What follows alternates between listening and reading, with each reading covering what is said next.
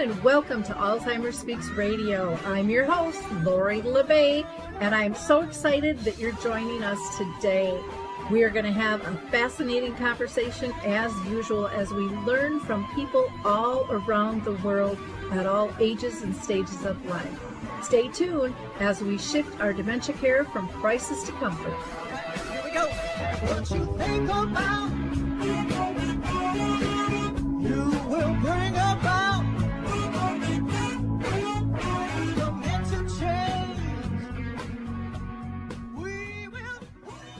Well, hi, everyone, and welcome to Alzheimer Speaks. It's that time again, and we're going to have a really interesting conversation once again. I think we do every single time. We are going to be talking about heartfelt engagement and addressing loneliness and dementia. And that not only affects the individual diagnosed, but friends and family as well.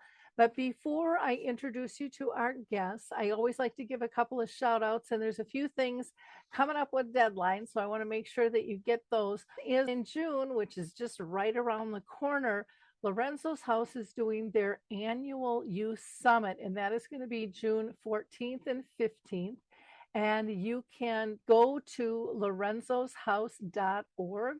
And then, of course, we always encourage everybody to check out alzheimerspeaks.com, where you can get a hold of all of our free educational resources, our book, Betty the Bald Chicken, Lessons in How to Care, and our second site, which is Dementia Map, a global resource directory. It's ideal for individuals with dementia, their families, and professionals alike. So with no further ado, that's all I have for housekeeping. So let's introduce you to our guests.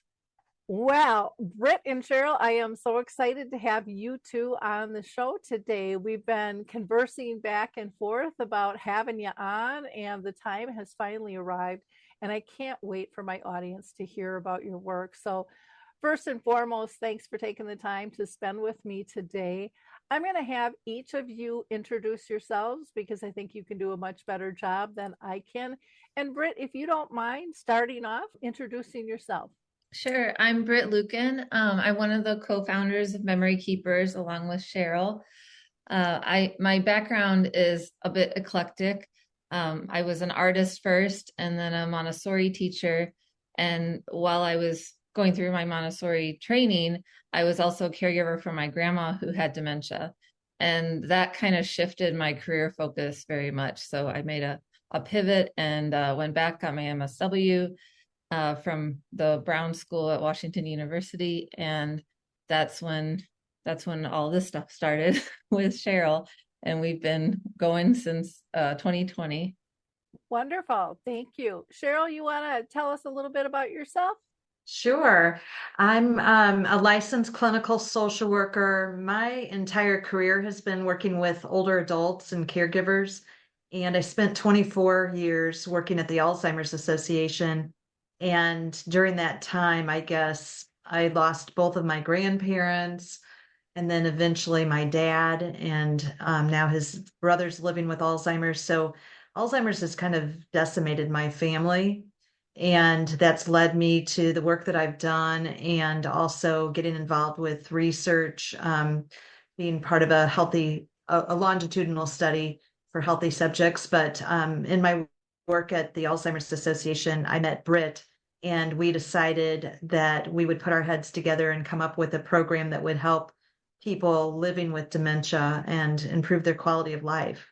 Wonderful. I was going to ask you too how you met, so that was good. Now, Britt, did you have a lot of people in your family or circle of friends that were hit by dementia, like Cheryl? Yeah, my great grandma and my grandmother both had it. So, and then maybe her sister to some extent, but yeah, so it seemed to be a progression in the family. As if you get to a certain age, this is what happens. So okay. Was that on your mom or dad's side? On my mom's side. Okay. Has she been worried about that then, or you? I certainly am. And I think part of it is that I work with people every day who are affected by it. And so you see the reality and how much the families struggle through that and the people's dementia. and then seeing it the way it affected my family too, just how much the family really has to pull together and work for the care of this one person. Because, and of course that's what you do because you love them, and you wouldn't have it any other way. But it's a lot. It's a lot for any family to deal with. Yeah, it sure is. Cheryl, do you worry about it for yourself? I think about it. I try not to worry about it because I can't do anything necessarily, but I do think of it. And now that I've gone past the age of 60 and my brother is 2 years older and my sister's approaching 60, we're getting closer to an age where we're at a higher risk.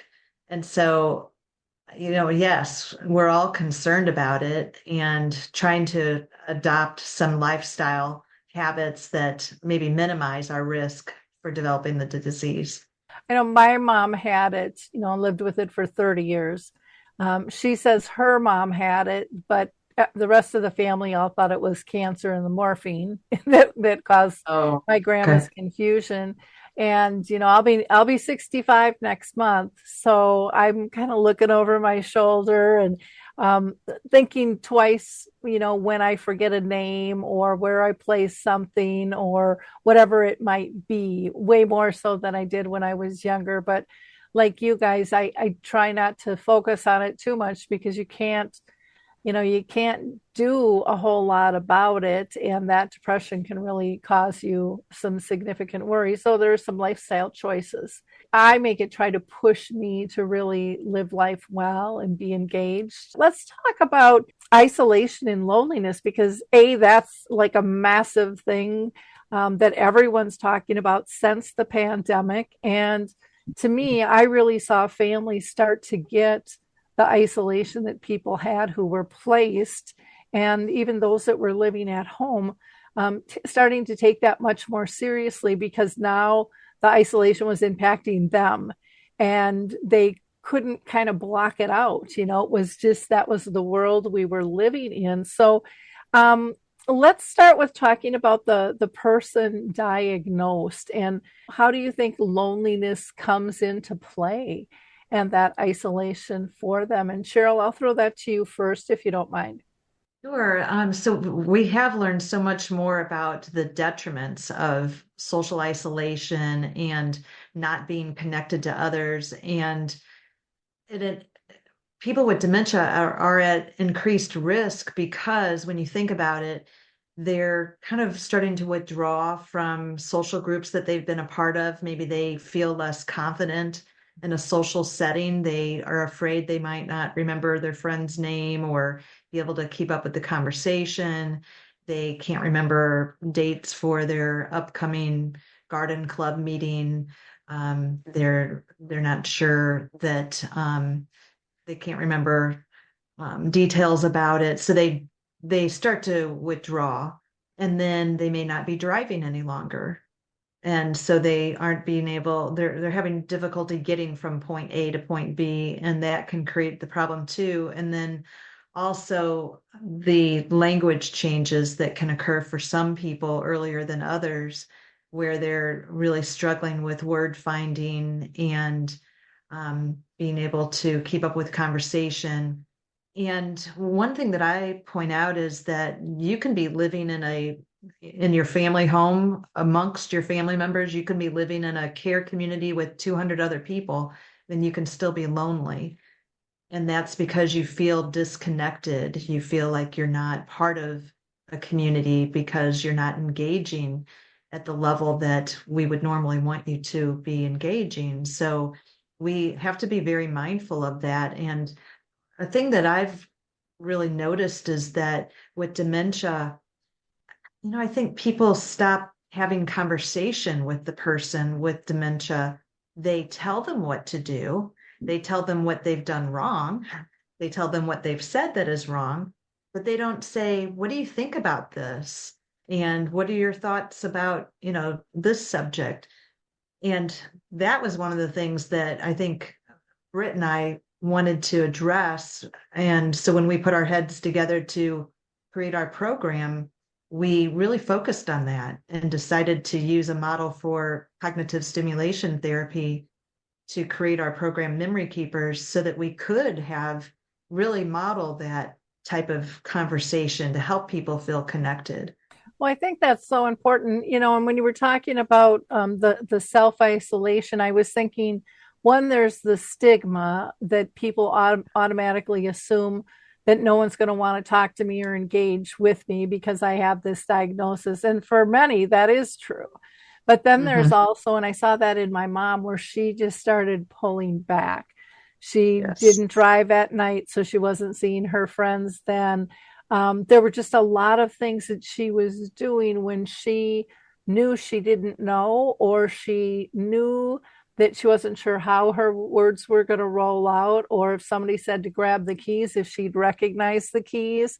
And so she did everything she could to kind of be that wallflower and blend in, to not making a mistake, to embarrass herself or anyone else. And I just found that crushing. That just made me so Yes. sad. I understood it, but it was really difficult to watch. And then I think so many people believe it even more and pull back even more, as those things happen. And so it's kind of almost this catch 22 of what starts it, but so many times I see them merge together. And then Right. it just escalates that loneliness and that depression. Britt, anything you want to add on that in terms of isolation and loneliness? Yeah, I mean the people who have it, like Cheryl said, there are reasons because of their diagnosis that they may be pulling away. But it made me think of the pandemic and how people having taking these certain things away from their everyday lives really made a big impact. And it may have been a small thing, like I'm not driving to these events. I'm doing it on Zoom now. But those can be so disruptive. And I think that we who don't have dementia kind of could experience some of that ourselves because we went through that pandemic and have a little bit more insight into maybe what somebody with dementia is experiencing as well. Yeah, and we saw this kind of surge in people wanting to volunteer, once people could kind of come out of the house. But I've seen that kind of pull back again. It's like, okay, I can get back to my whole life now, so I'm just going to ignore the need that I once saw. And it was like, oh, Yeah. to me, that's so sad too, and not everybody has done that, but a lot of that I have witnessed. How about you guys, Cheryl? I wanted to make a point about the volunteer Mm-hmm. role because I have a private therapy practice and my office is in a church, and that church has a mission where they have a huge garage sale type thing twice a year. And during the pandemic, the mostly older adults in the congregation continued to work on Mondays and Thursdays, created their own bubble, but continued throughout the pandemic, getting ready for that next sale. And I tell you what, I think it saved their lives because it got them out of the house. They had that sense of purpose. They were around their friends. They shared a meal together while they were there, and it just kept them going.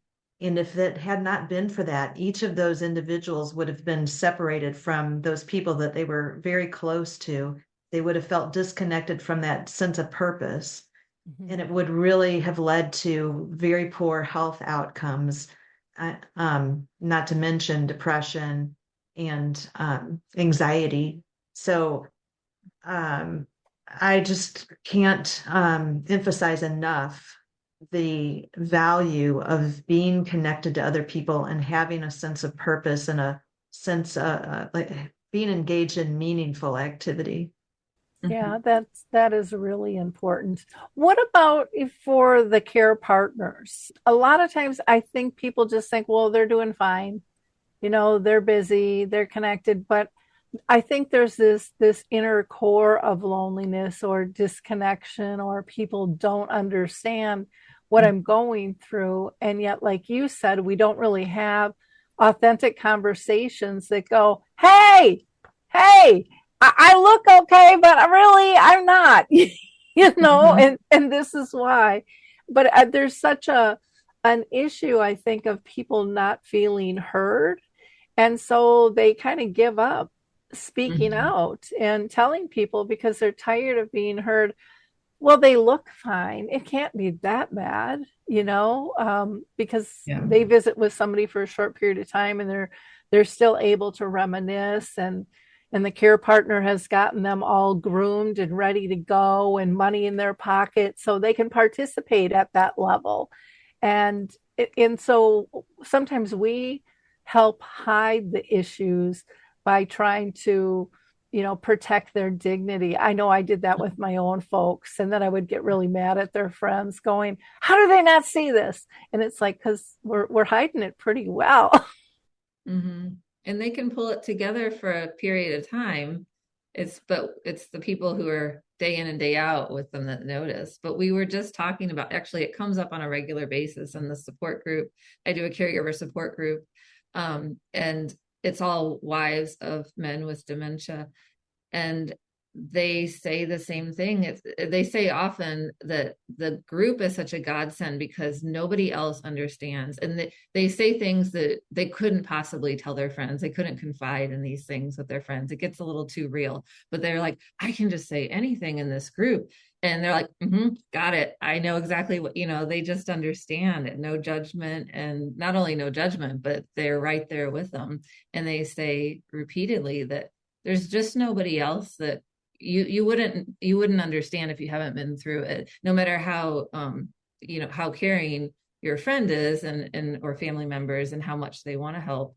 It's just one of those things that if you're not in it, then it's just not the same. So having that support is so important for the caregivers to have each other. Well, and one of the things that I hear, and you guys probably witnessed this, and maybe you even felt this yourself, you're, working with the Alzheimer's Association, so you're really tied into it.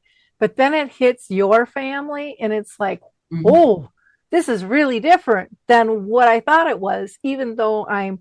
teaching on it, I'm supporting other people, I'm guiding them.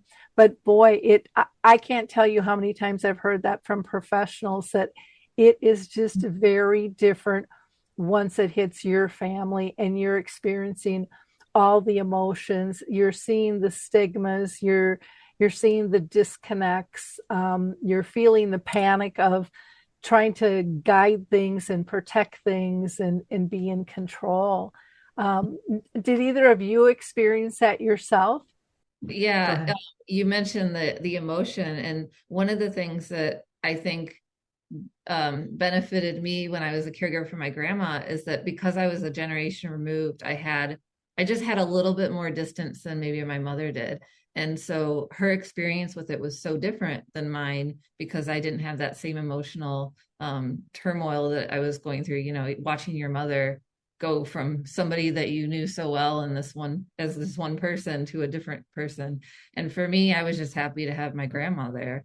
And I just wanted to make her experience as good as possible.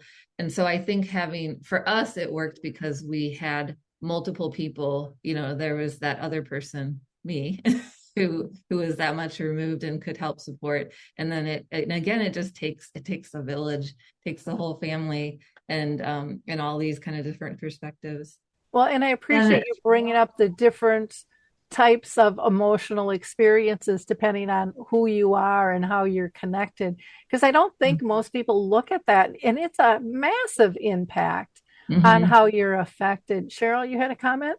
yes, I agree with you because a lot of the work that I do in my therapy practice and just encountering the families that we work with memory keepers, they're the spouse, the partner, their experience is very different than the adult child and the grandchild.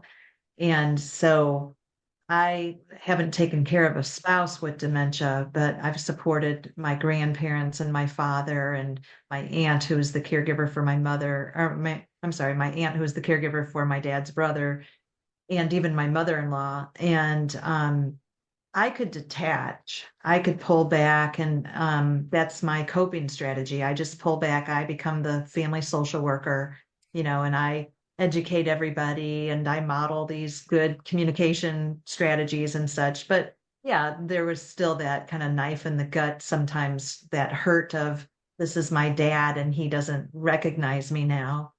but the spouse, there's a woman that I work with who, whenever I talk with her, she says, I'm just grieving the loss of this life partner.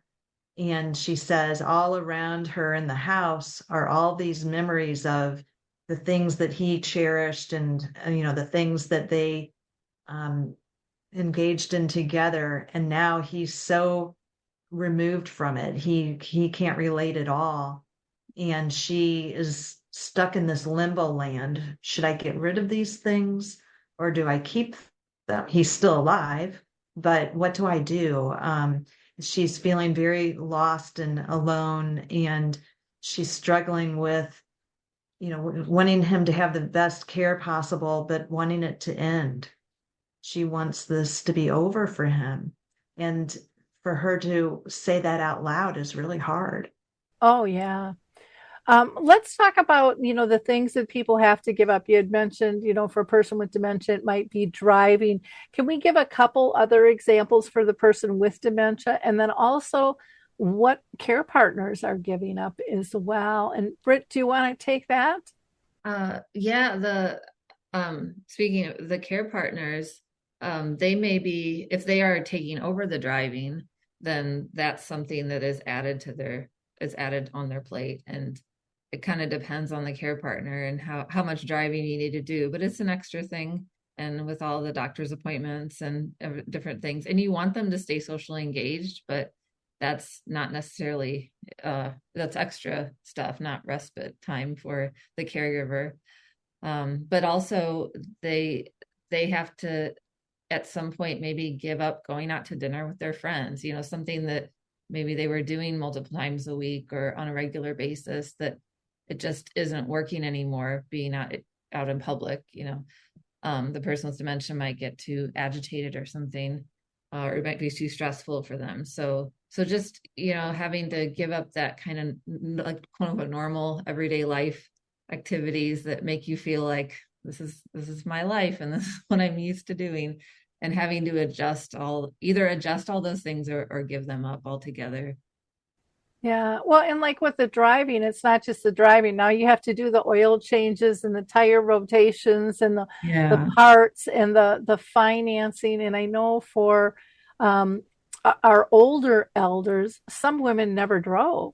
And so now Mhm. they're getting a license at 65 or 70 years old. I've seen that happen. Or they've Mhm. never touched the finances and they don't even know where the checkbook is, and having to step into that. So it can be not only additional roles that might sound like everyday tasks for all of us, but it might not be for those individuals, depending on how they carve things out, in Yeah. their own family, which is different. Cheryl, can you mention some other things that a person with dementia might have to give up or might decide to give up? Well, they're likely eventually going to be giving up the groups that they've been a part of, maybe groups of friends that get together regularly for lunch, or they give up that their role, their identity. They were the one who made the decisions in the family.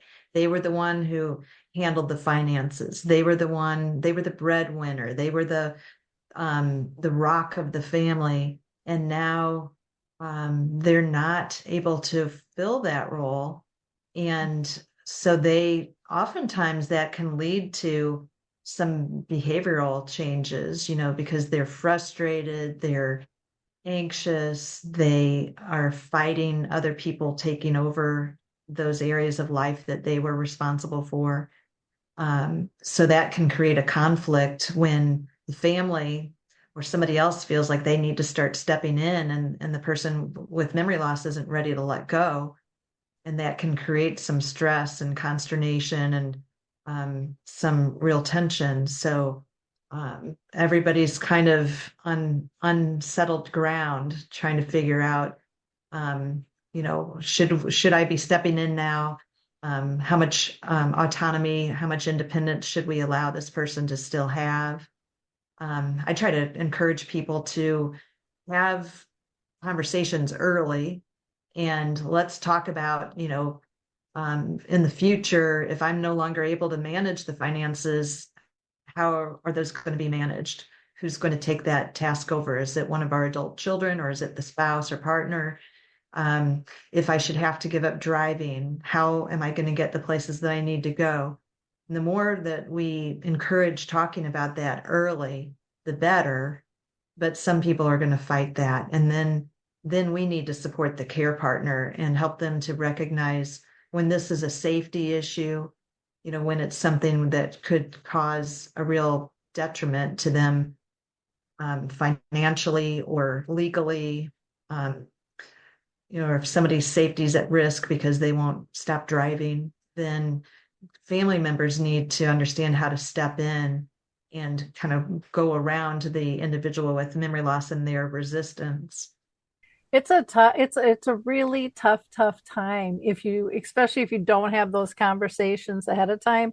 And even if Right. you do, the person with dementia might be very specific of, this is when you take my keys away and I don't care how I behave. And then it's time to take the keys away and you're like reminding them, well, you told me this is the time.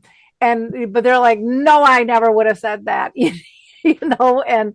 And so it's one of those things where you really have to almost rely on your gut. I've heard so many people say, if you're thinking it's time, it probably is, because most of us don't even allow that thought to come out physically Mm. until we're really, really worried about it, because it's such an uncomfortable conversation. And hopefully we'll be able to get society to talk more openly about this at a younger age. But those powers of attorney are there for a reason. It's because you have the cognitive abilities to make proper decisions for someone.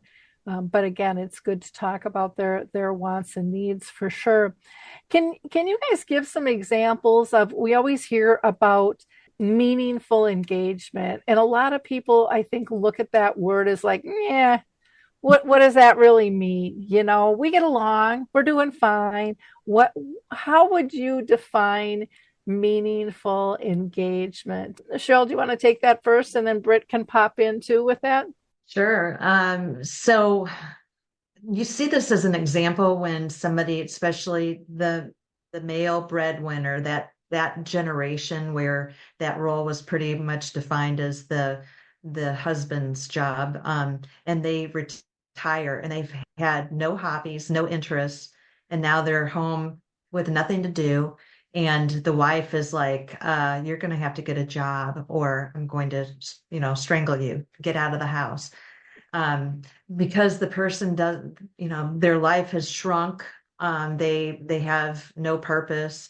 They just sit around watching television, and that's not healthy, and that leads to bickering and such. So then when you have dementia as part of the equation, then the person has difficulty planning what they'd like to do and executing that. They can't spontaneously think, I'm bored, I'd like to start a new hobby, or I'd like to plan a trip. They're not, they reach a point where they're just not even able to make that happen. So that shift it creates depression and anxiety, or leads to that. And so meaningful activity is having a purpose, having something that occupies you, that gives you joy and satisfaction, or where you feel like you're serving somebody else, or you're doing something that is contributing to society. And that is so important. Everybody wants to feel purposeful. Everyone wants to be engaged. Everyone wants a tribe. And for some reason, and this isn't just in dementia, but in healthcare in general, that is not taken seriously. And it just makes my head want to explode, because it's the core of who we are as humans, in my mind. And I'm not a medical person. I'm not an academia. I'm just a daughter who got frustrated, dealing with the process of, why aren't we treating each other like people, in a holistic way? And we just get so focused on blaming everything on the disease. when, some of our personality traits have been long and strong all our lifetime and it has nothing to do with the disease, but it's easy to blame that on. It's easy to say they're not capable anymore and just Mhm. give up on people. And I find that so sad. Britt, do you want to add anything to the meaningful engagement? Yes, I mean what you say about it's that humanistic approach that is so needed in dementia care, and that's something that we don't necessarily have in this country, certainly the way that elder care is set up and has been is just it's taken out that human quality, and as far as social engagement, that's such a protective factor for not only dementia but other diseases as well. And we do have a lot of research around that, and we have that Surgeon General's report that came out this past year that talks about all the detriments to health when it comes to social isolation and loneliness, and people who have chronic loneliness are going to their cognitive decline is 20% faster, and somebody who is chronically lonely is, I don't know, a certain percentage more likely to have dementia. I don't remember the statistics, maybe Carol does, but we have plenty of numbers to throw out about what happens when somebody is chronically lonely or isolated and not getting that social engagement. And on the flip side, we have lots of really great health outcomes when people are socially active. And all of these studies about, we want to know, it would be so nice if you could just say, if you take a B vitamin every day, then you're not going to get dementia, or if I can just like eat these 4 vegetables, then that's going to like protect me from it. But every study at the end of the day, it comes down to social engagement. And the people who are, they can be side by side. Everything is the same. They're eating dessert. They're walking every day. They're doing good and bad things. You're so so to speak. And the only thing that's different is the social engagement. So that's really interesting. And I think that we're finding more and more about it's coming at us more. There's more research, there's more news about it and publicity about it, but it's just so important for our Yeah. health. When you look at the blue zones and stuff and Mhm. how old people are living and how happy they are because they meet in the town square every single day and they visit with their friends. They make Yeah. time for those things. And, we are in such a busy, busy world. I mean, I hear of so many families where they don't talk to their kids that often because then I don't want to bother my kids because, they're busy. They have their own lives. We used to have a family life. We used to have Mhm. a wider net, and it seems like everything has gotten very small. And then we wonder why people don't feel connected. This is just a critical conversation. We're going to take a quick break here. We're going to hear about QBlocks, which is just a fabulous webmaster. And I just want to give a plug to Twiddle. I don't know if you're familiar with them, but Twiddle is a sensory aid, and they have several different types. They're warm little muffs that can just really help people who are feeling a little antsy. And I don't think people always understand that sensory aids, how important they can be to bring calmness and maybe help with sundowning and things like that. They also have a product called Adapt Wrap, where people don't have to lift their arms up because mobility can become an issue and they can't disrobe, which sometimes is an issue with people with dementia because the snaps and stuff are in the back. And you can find their products by going to the number 4 and then twiddlesplural.com for more information. But let's hear from QBlocks and then we'll be right back. I also want to introduce you all to QBlocks. They have been absolutely excellent to deal with. They have been in business for 18 years and they serve the globe. I can't say enough good things about this company. I've had a lot of bad experiences. I don't know about you with tech companies. They have made a very complicated process very easy. And their staff is so kind, so polite, so respectful to work with And, when I am frustrated and ready to pull my hair out, they just smile and tell me everything's going to be okay. And they really are just on top of the communication, which alleviates so much stress as an owner when you're dealing with tech issues. You can get a 10% discount. Visit them at QBlocks, that's CUEBLOCKS.com, or you can email them at letstalk@qblocks.com. For that 10% discount, just put Lori, Lori, in the inquiry form. And again, I don't think you'll be disappointed. I surely haven't been. I can't rave enough about this company.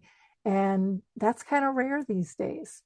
Ladies, I want to talk a little bit more about some resources that you guys have for our audience. I want to make sure that we touch base on these. You guys have a free guide. You offer some classes on your website, and then you have your Memory Keepers program itself. So let's start with the free guide. Okay, so this is our website. And there's a free guide. If you scroll down a little bit on the homepage, it's right here. You click on free guide, 7 ways to engage people with memory loss. And it just gives some ideas for activities that you can do at home. And it's really for a range of abilities as well. So we mostly work with people with mild to moderate dementia, but you can adapt some of these as well to make it more or less challenging depending on the need. So you just would click there and get that. And then as far as classes and training, we have classes for professionals, but some of these would also be useful for family members. I think it just gives kind of a background on the disease, but also some ideas for different ways of engaging the person and different kinds of therapies that help with the cognition and mood and quality of life. And I see you've got a couple of free ones here for people. And then for the paid ones, are there CEUs for professionals? Yes, down here we have this one is for CEUs. So if you're a licensed professional, this should you'll have to make sure that it works in your state, but it's meant for 3 continuing education. And these are this is on non-pharmacological support for people with dementia. So it talks about cognitive stimulation therapy, reminiscence therapy, Montessori for dementia, psychotherapy, caregiver support. So just different things that you can do that are not non-drug related to help with dementia. Well, and the nice thing with those is, you don't have to worry about side effects. With the medication, right, you're kind of on the watch of what could happen. And, they're something that typically are repeatable. Some of them you can do for free. Some of them you might have to pay a fee for, but it varies. But it really, all of those things I think help you on an emotional level. And I think that is an area that we just don't address near as much as we should. And we hear, hand over fist these days about mental health, and yet we're not addressing it. We're not having open conversations. We're not allowing people to be honest. And we can't serve them if we don't have those places where people can speak openly. And so I'm thrilled to see that you guys are doing this. So thank you. There's another course that's in development that is psychotherapy for people with memory loss. And we also talk about including the care partner. So that's a to be announced coming soon course that we'll be adding to our platter of options. Can you define psychotherapy? Because for some people, people can go in all different directions when they hear those 2 words put together. So can you define that for our audience? One, it's just a differentiation for one thing, but from physical therapy, occupational therapy, speech therapy, that sort of thing. But it gets to the psyche, and so mostly this type of psychotherapy that I do is really more like talk therapy, blending in some coaching, caregiver coaching, disease education, maybe implementing cognitive behavioral therapy, and even blending in cognitive stimulation therapy and reminiscence and life review. So it's I tell the clients that I work with, I'm not going to be doing deep psychoanalysis. Um, we may talk about childhood, but we're not going deep into that. That's not the role that I play. That's not my area of expertise. And if a person needs more specified therapy, like if they've dealt with a lot of trauma in their life, then I'm going to refer them to a person who's a specialist in that area. So within the field of psychotherapy, some therapists have extensive training and specialization in a particular modality. Because I think so often it's kind of like with dementia, you still have people fighting that word. I'm not demented, and it's like, no, Right. you're not demented. Dementia, but people, that's how people pair it. And even with the psychology, or psychotherapy, they hear psycho, I'm crazy. It's crazy therapy. That's why they want me to go, and it's not about that at all. It's not labeling. It's just something that our minds all work a little bit different, and combined with our emotions, we have our psyche as a whole, and you're here to try to soothe that and bring calmness into someone's life. But the term, I think, sometimes scares people off, and some people have a big aversion to therapies. Others run towards it, and go maybe more than they even should, and rely on the therapist. So everyone's a little bit different, but I just wanted you to define that, because I have seen and heard that repeatedly with the verbiage of how somebody grew up and what that means to them. So thanks for defining that. Anything else you want to throw in on that, Britt? In addition to the psychotherapy, which is again is just talk therapy, so you can talk to someone, or we also, Cheryl and I both do coaching, so caregiver dementia coaching, we call it, and that's another. It's just you're kind of a guide for the person and a support for the person who's going through this monumental life change, and everybody kind of needs that. Everybody needs some support during this kind of journey anyway. So it doesn't have to be, so clinical. It could also just be somebody who's been through it before, and they're helping you along.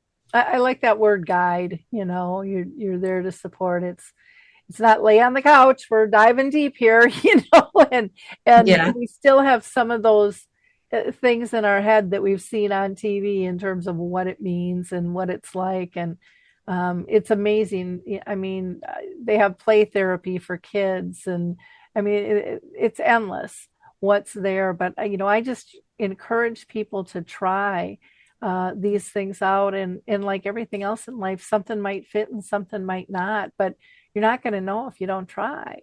And all of these things that we're talking about today are really about trying to bring comfort into your life, especially when your life feels kind of scrambled and you're offset, you're off balance because of what is happening. I think you can find great comfort in the things we're discussing today, and trying to implement those in your own life. The other thing that I find is, I've heard some people say, well, a person with dementia really can't do therapy, because they can't follow, they can't do this and they can't do that. And then a lot of times I hear the care partner go, well, I don't have time. I can't break away to do this. What do you say to those excuses? Because to me, they are excuses in many ways. Sometimes as the disease progresses, yeah, this might not be applicable, but in many situations, I think it is.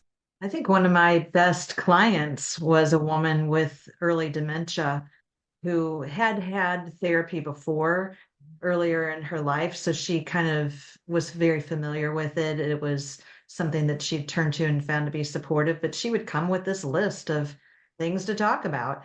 And she was really focused on solving problems. And she had moved in with her brother and sister-in-law, and her sister-in-law was a nurse. And just kind of by her personality and her training, she was used to sort of taking charge and being a caregiver. And my client wasn't ready for that. And so there was a lot of tension in the household, and the brother felt in the middle. And so I was able to really support her in coming up with strategies for how to live in that household with them and how to have a voice. And so I don't know if she was unique because she's kind of been unique to me as far as the way that she would come so prepared for what she wanted to address and that she was really focused on solving problems. But I see a lot of people with dementia who, well, I might start working with them before they're even diagnosed.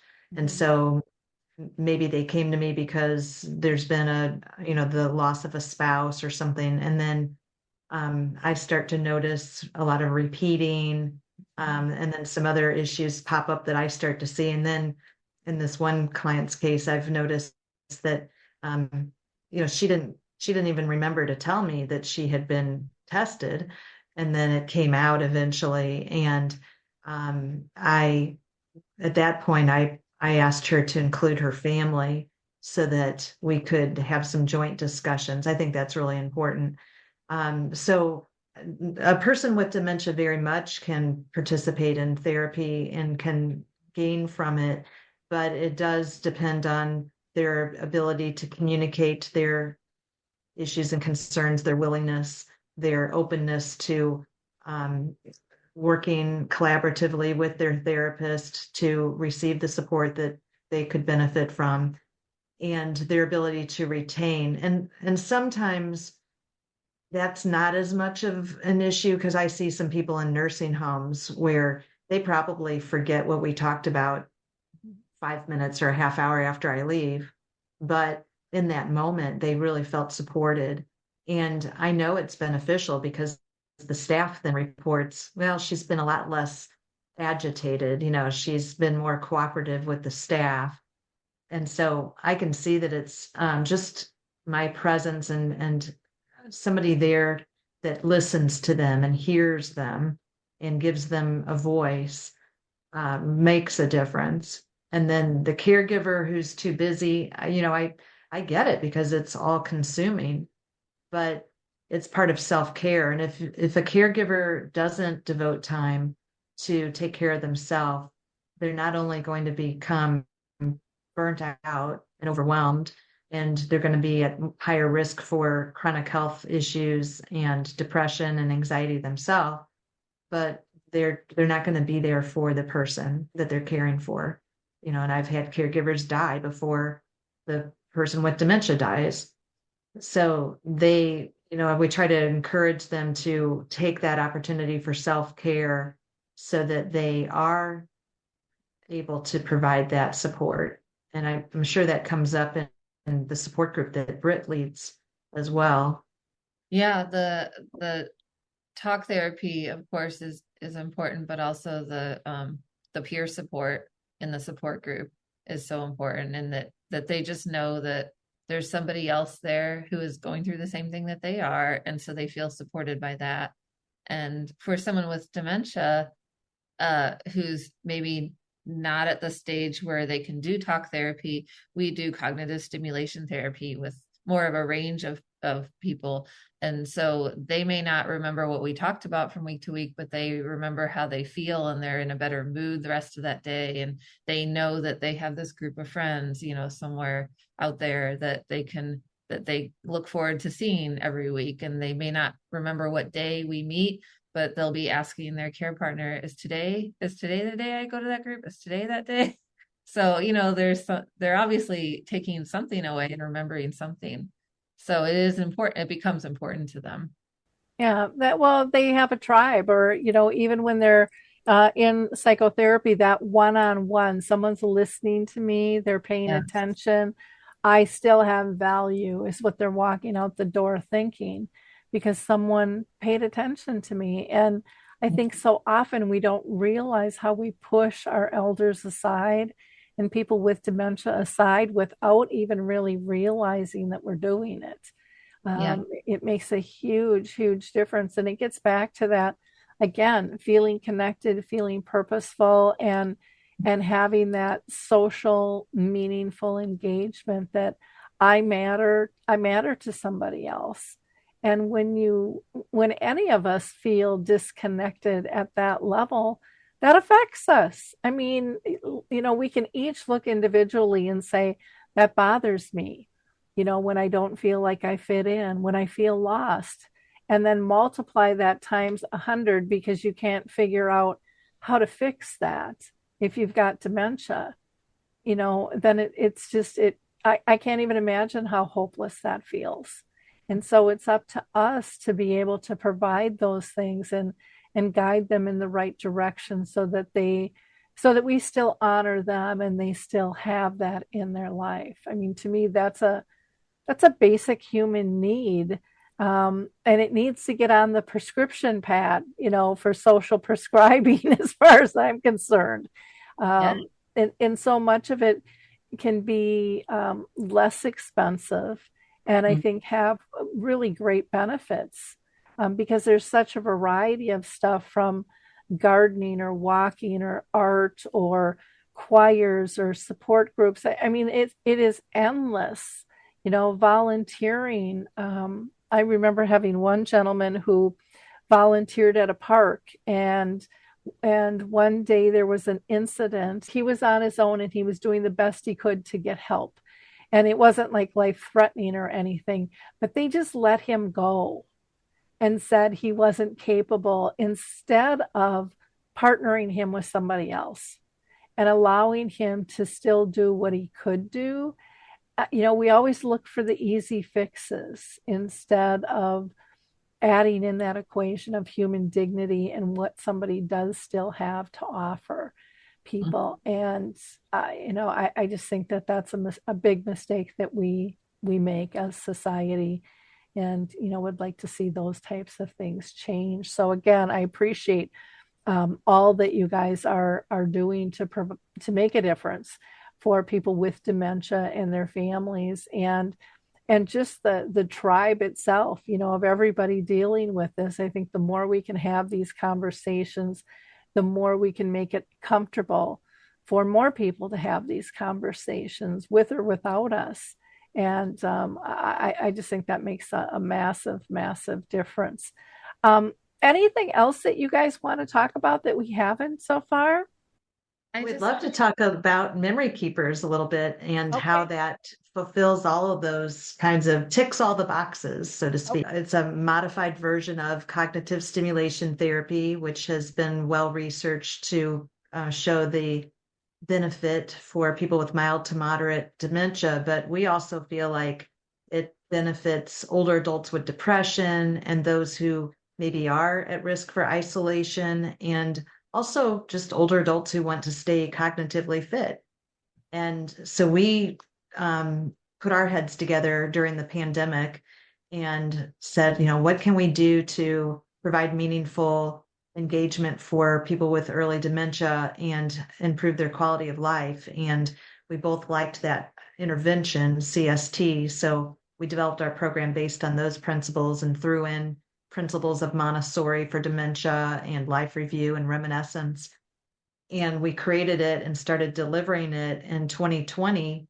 And our program's been very successful, but we also knew that we could never serve everybody that we feel could benefit from it. So we packaged it and created a subscription-based turnkey program that other people can deliver. And we started getting the word out about it. We've got people in a couple different states using it. And we just had the opportunity to work with a doctoral student she's an occupational therapist, and she helped us pilot it and test it at a couple of adult day programs and in a care community, and in a nonprofit organization offered a in-person program. So it's very flexible and portable. It can be delivered online, which is what we do, or in person. It could be delivered in a group format or one-on-one. It's a potentially billable service for licensed professionals like social workers, occupational therapists, speech language pathologists. And so it's an intervention that works. And we had two groups today, and one of our guys in our group, if he said it once, he said it four times. These are my people. This is, we're all friends. We're here for each other. He just kept saying the words that we've been talking about for the past 50 minutes. And I said, well, we're going to just have to make you our spokesperson and take you on the road with us so he can be our testimonial. But we know it makes a difference. And we've had some people who started with us in 2020 who are still in our program. Mm-hmm. So we think we're keeping people at home longer, and definitely also helping care partners see their loved one in a different way. Which is helpful because, sometimes when you turn that dark corner, it's hard to get out of the shadows, when Yes. you're feeling overwhelmed and burnt out and exhausted and stuff. Yeah. And it can just revive life, when you bring some light and love back into it, where people feel connected. It can make such a huge, huge difference. Now, can you share with us what a subscription runs for a family? Well, our program it's built for professionals to use mostly, although families could use it too. But it's $199 a month, and then that's enough for 2 logins. So if you were doing a group, say you were at an adult day center, maybe you have 2 facilitators or even just one, but you have 2 logins. And then that gives you access to 45 sessions, which is, if you're doing it every week, that's close to a year's worth of content. And that includes training for the facilitator.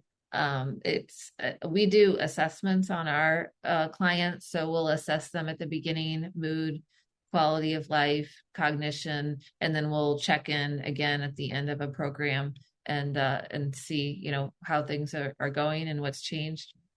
And so we provide all of those materials. We've compiled kind of everything that we have used to deliver this program. We've packaged into one thing. So be it from emails and intake forms, flyers, training, kind of everything. Keeping it easy. That's nice. We want to keep it as easy as possible because we know that they're so busy. I mean, when you're in the helping field, you're kind of at capacity all the time. And this is an incredibly time-consuming intervention to provide. So this is just what we hope, and we think it makes a difference, and it's a really great intervention. And so we want to make sure that it gets out there. Well, and to give that step by step and everything that they need is critical too when we're short staffed. To begin with, people don't have time to pull all the pieces of the puzzle together.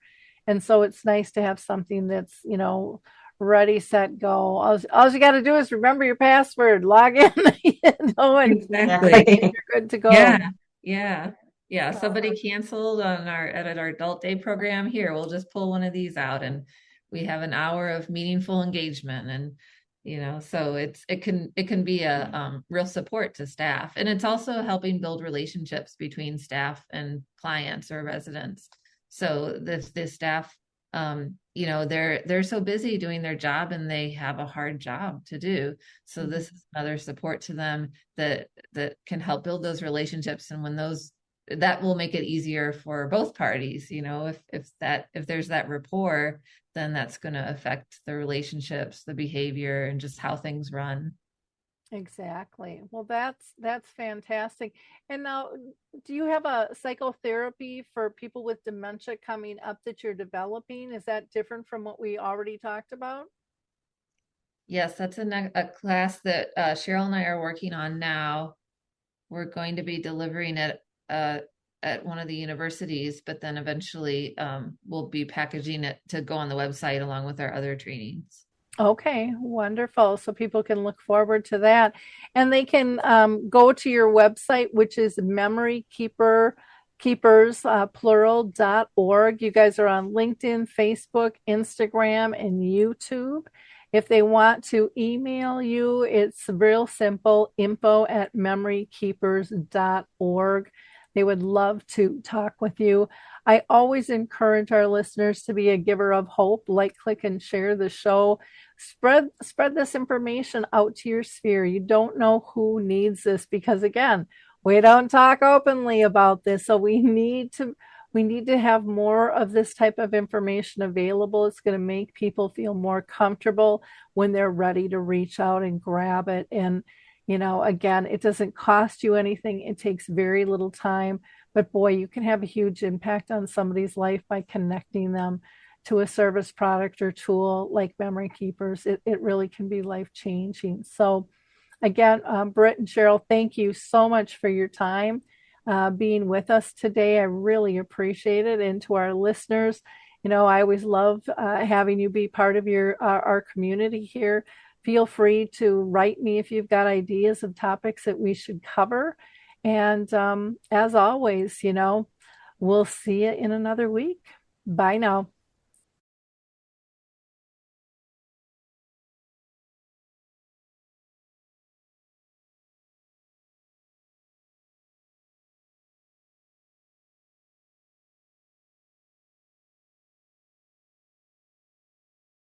It's time to rethink, renew, and reimagine retirement.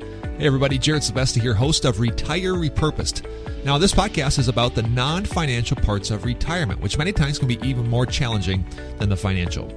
We believe retirement is not the end, rather the beginning of what could be the most impactful, purposeful, and fulfilling season of a person's life. So don't retire, become repurposed. To listen now, search Retire Repurposed on your favorite podcast platform, Senior Resource, or Life Audio.